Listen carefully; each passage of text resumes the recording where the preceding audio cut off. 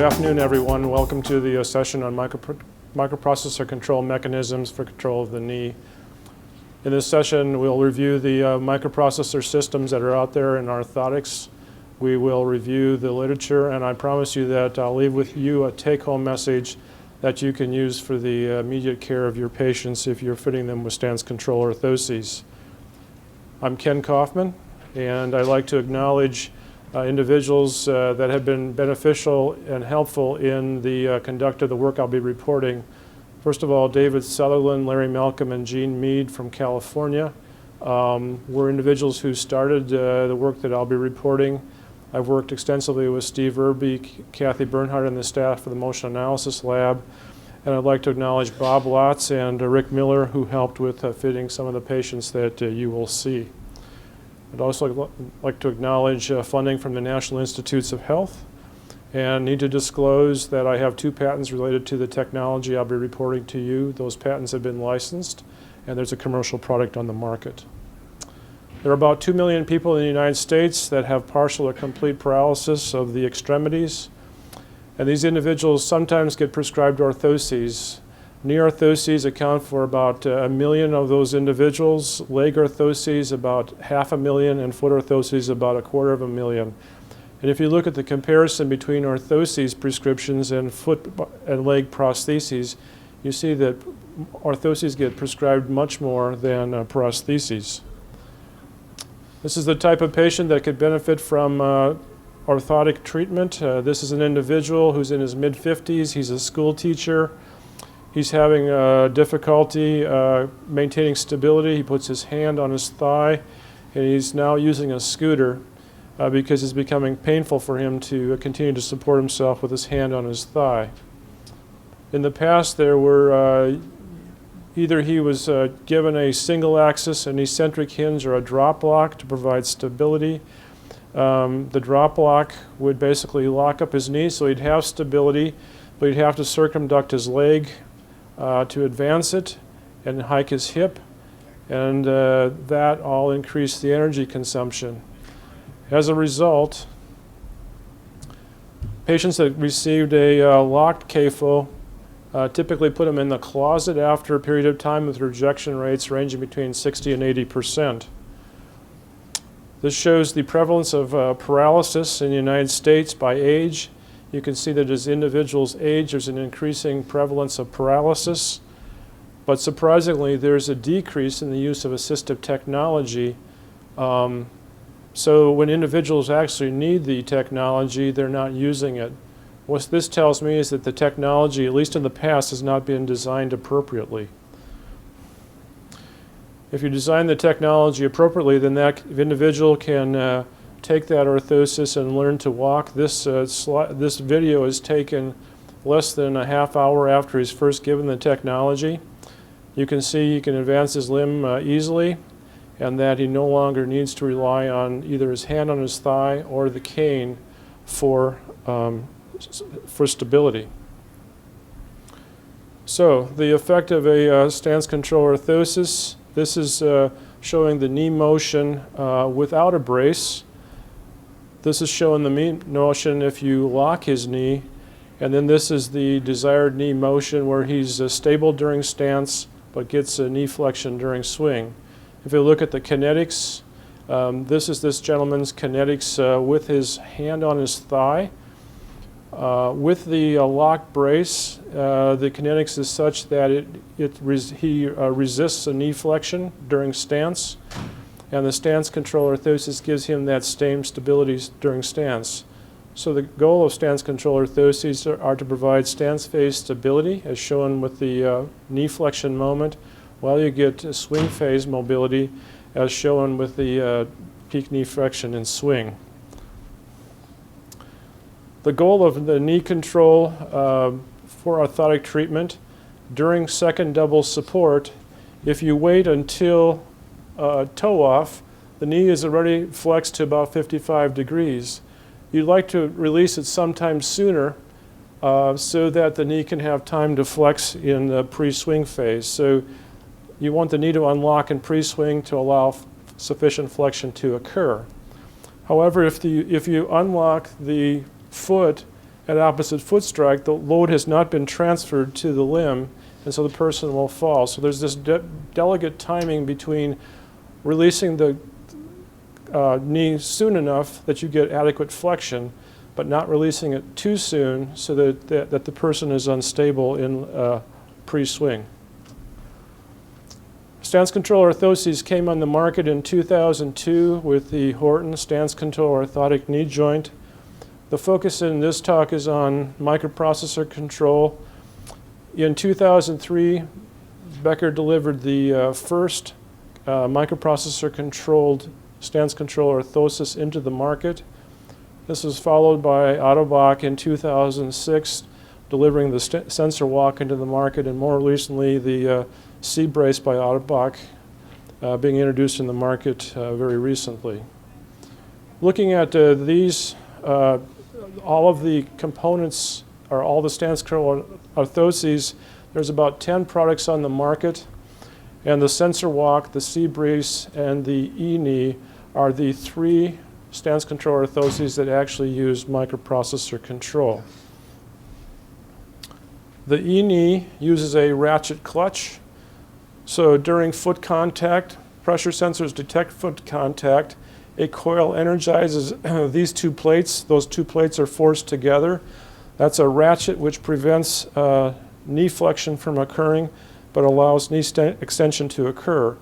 Once the weight is taken off the foot, those 2 clutches separate, and the free knee flexion can occur during swing. The sensor walk is based upon a wrap spring clutch. The wrap spring clutch has an input frame and an output frame with a spring wrapped around those 2 frames, similar to a Chinese finger trap. As the input frame goes here in the clockwise direction, it tends to wrap the spring down on the output frame, and there's a transfer of torque, or there's a resistance to knee flexion during swing. During stance. During swing, this tang is opened a little bit, which allows the 2 arbors to move free relative to each other. The C-brace is based upon the C-leg technology, which I believe you're familiar with. How do any of these work? Well, they take input of the knee position and the knee load. Through a software algorithm, decisions are made when the knee should be locked or unlocked, and that gives you the stance phase stability and the swing phase mobility. There are 19 studies in the literature that are peer-reviewed on the use of stance control technology. There are 7 that relate to microprocessor control. Of these 19 studies, there have been 138 subjects studied, and about 77%, or about 3/4 of the subjects studied, were disabled. Surprisingly, only 5 of these studies have had more than 10 subjects in them, and the mean age has been 47. The diagnoses have been polio, trauma, spinal cord injury, MS, muscular dystrophy, spina bifida, and inclusion body myositis. The level of evidence is low. About half of the studies are level 4, and only about 20% are level 2 evidence. Excuse me? Lower the number is better? Lower the number is not better. So a 2 is better than the level 4. Yeah. There are the stance control outcome studies focus on gait, energy consumption, heart rate, EMG, and patient satisfaction. The gait studies related to velocity have shown increases, decreases, and no change. They have uniformly shown an improvement in knee kinematics during swing, improved gait symmetry, and decreased compensations. The literature is conflicting on the fact of energy consumption, with some saying no change, some saying that it's decreased. Likewise, there's conflicts with regards to heart rate. Some say it increases, some say it decreases. EMG shows decreased muscle activity, and patient satisfaction is also mixed, with some people preferring the stance control orthosis and some individuals preferring a locked brace. So I'm going to try and help sort through this conflicting literature and help you, leave you with some some pearls from the literature. First of all, with regards to energy consumption, 3 separate studies have looked at the effect of locking the knee in individuals who are able-bodied, and only the knee is being locked, the ankle and the hip are free. All 3 of these studies have shown if you lock the knee, you increase the energy consumption between 20 and 26%. So that means if you unlock the knee, you should see a decrease in energy consumption of around 20–25%. However, when you use a stance control orthosis, you also add weight to the individual, and so the addition of weight needs to be accounted for. If you add 4 pounds or 1.8 kilograms of weight at the ankle, you increase the oxygen cost by about 20%. So there's this trade-off between the energy you gain by unlocking the knee versus the energy you lose by adding weight of the brace. There's a very nice study done by Ray Browning where mass was added to the foot, the leg, the thigh, and the waist, and different amounts of weight were added, and you can see different amounts of increase in energy consumption by adding weight. But what they then did is convert those weights into equivalent mass moments of inertia, and they showed that it really doesn't matter where you add the weight. What matters is how the mass affects the moment of inertia of the swinging leg. Going on to the studies, first study was one done on non-disabled subjects.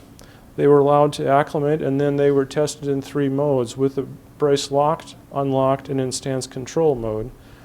And this particular study showed that there was an improvement in oxygen cost with the brace unlocked, but it didn't show any difference between the SCO, or excuse me, it did show a difference between the SCO and unlock condition, but not between the SCO and the lock condition, which is what we want to know.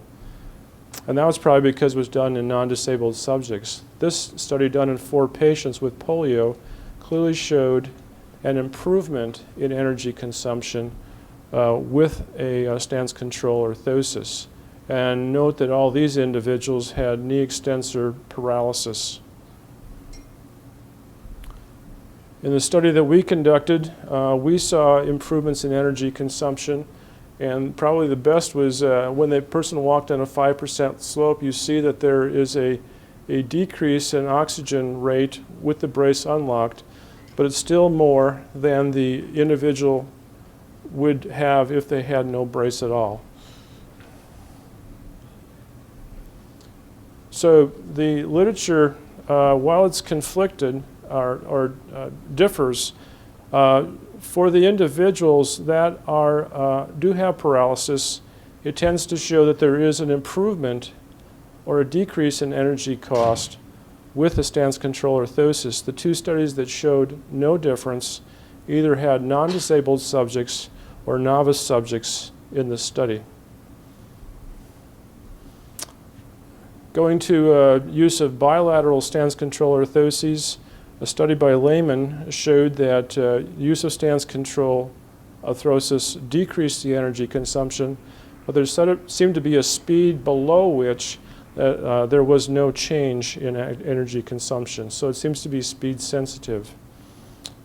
The gait changes with an SCO, I'll report based on a field trial that we conducted where the individuals were enrolled and then followed for 6 months.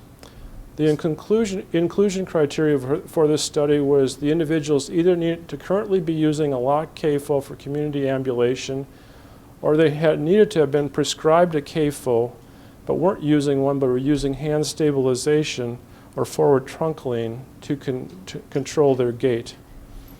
They could use 1 or 2 CAFOs, and they had to be able to walk at least 100 meters and have sufficient hip strength to advance the limb. They were excluded if they had impaired cognition, poor balance, or painful back or extremities.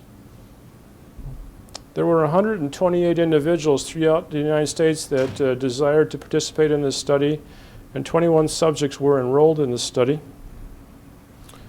These individuals were of middle age and were somewhat overweight to mildly obese.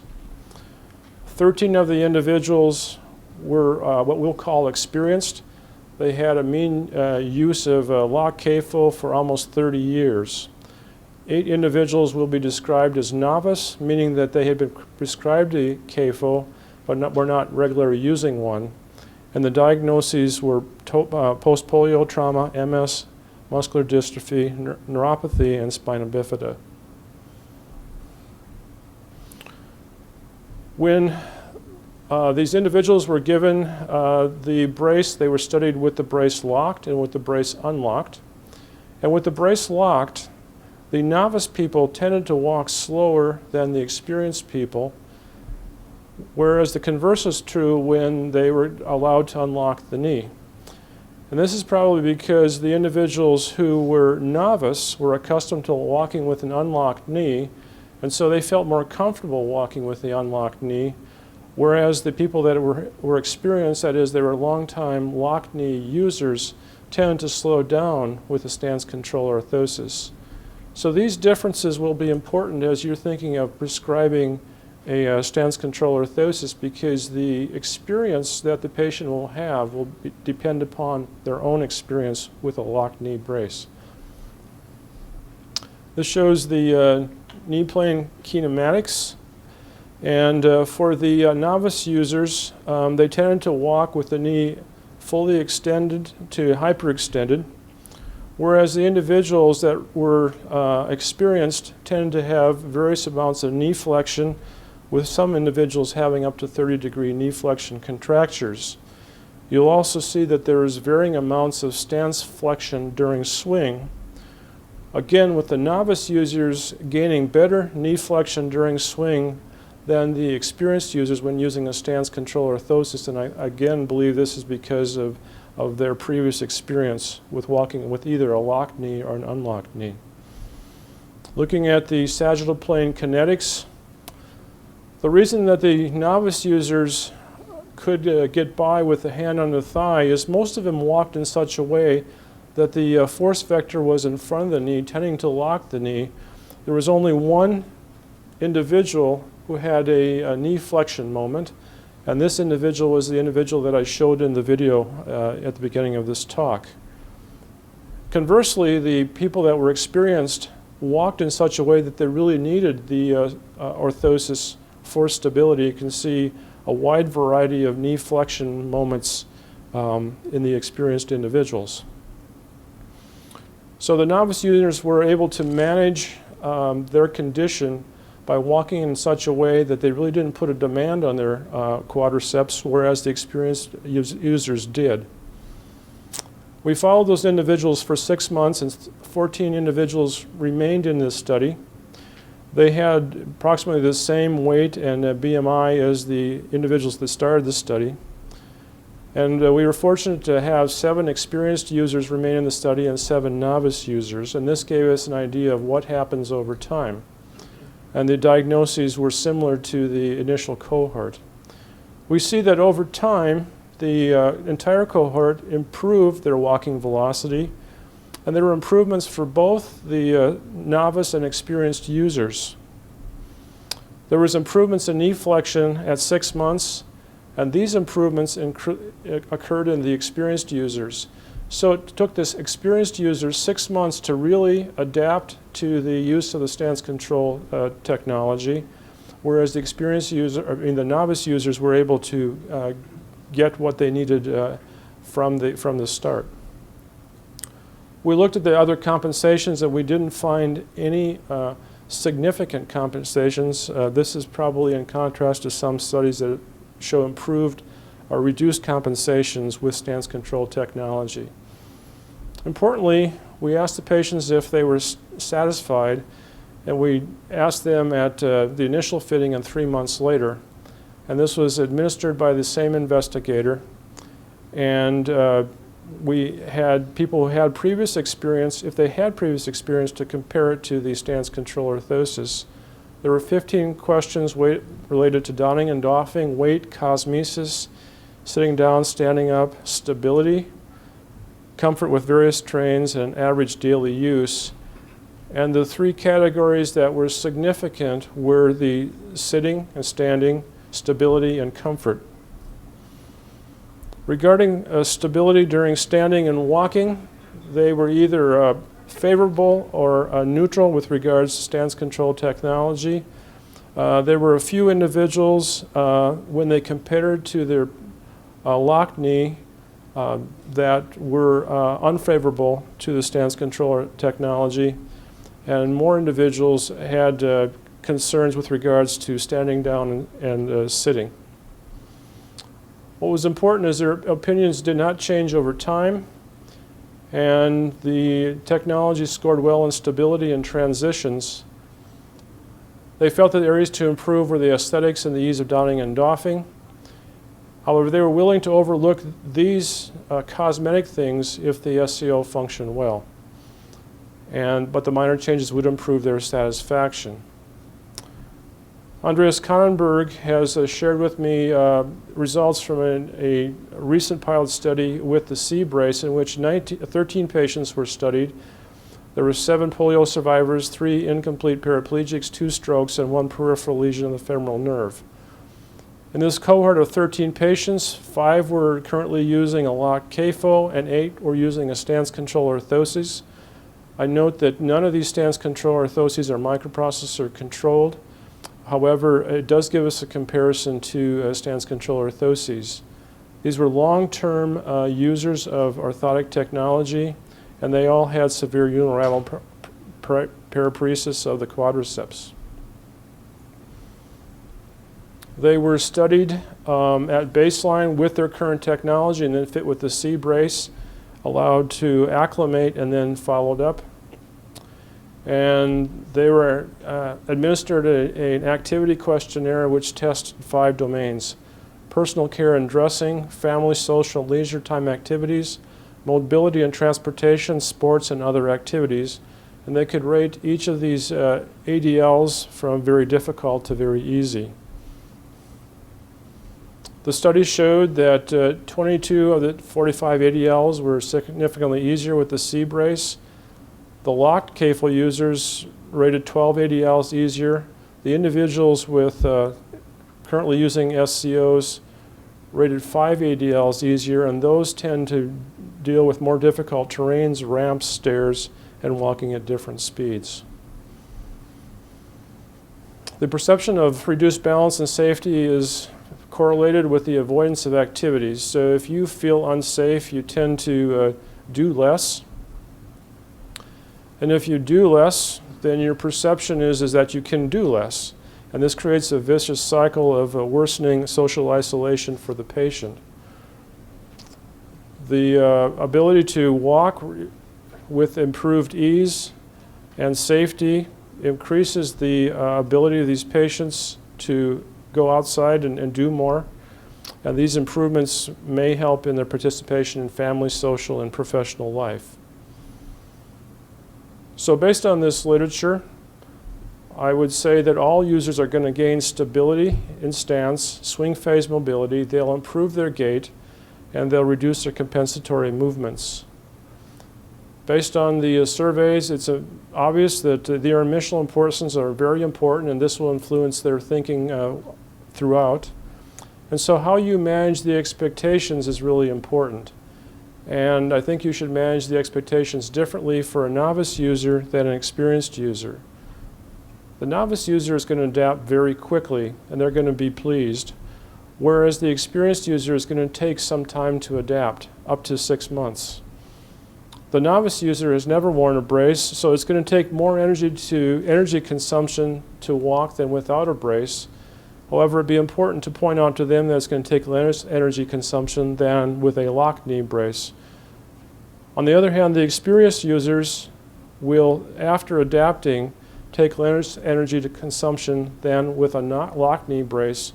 So how you present the information to the users will be very important. With that, I conclude my talk, and I thank you, and I'd be happy to answer any questions. Yes, sir.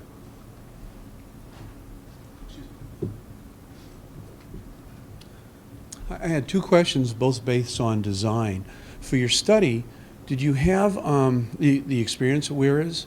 Did you just replace the knee joint itself using their existing design, so you eliminate a lot of variables? And secondly, any idea over what type of design, thermoplastic versus metal anterior, posterior entry, work best with an SCO versus others?